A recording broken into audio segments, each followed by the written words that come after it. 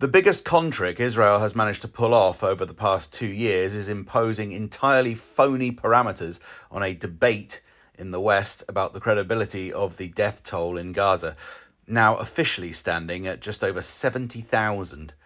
It is not just that we have been endlessly bogged down in rows about whether Gaza's medical authorities can be trusted or how many of the dead are Hamas fighters. Despite Israeli disinformation campaigns, the Israeli military itself believes more than 80% of the dead are civilians.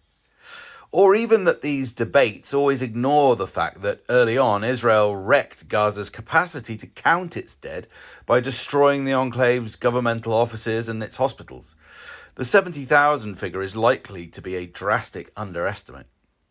No, the biggest con trick is that Israel has successfully penned us all into a debate, one entirely divorced from reality, that relates only to those killed directly by its bombs and gunfire. The truth is that far, far larger numbers of people in Gaza have been actively killed by Israel, not through these direct means, but through what statisticians refer to as indirect methods. How would your wife deal with a difficult childbirth if there were no anaesthetics, or no hospital nearby, or a barely functioning hospital overwhelmed with victims from Israel's latest bombing run?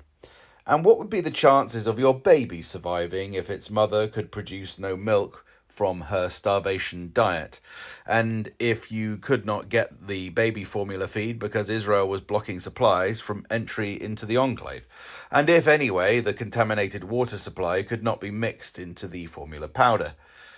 None of these kinds of deaths are included in the figure of 70,000, and all precedents show that many, many times more people are killed through these indirect methods than directly through fatal injuries from bullets and bombs.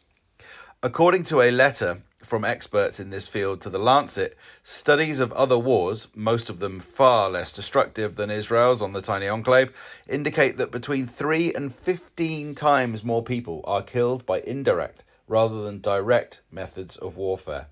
The authors conservatively estimate an indirect death toll 4 times greater than the direct death toll.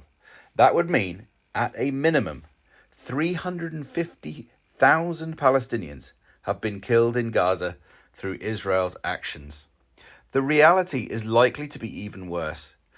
That is without even mentioning the hundreds of thousands of Palestinians who have been left with horrific injuries and psychological trauma.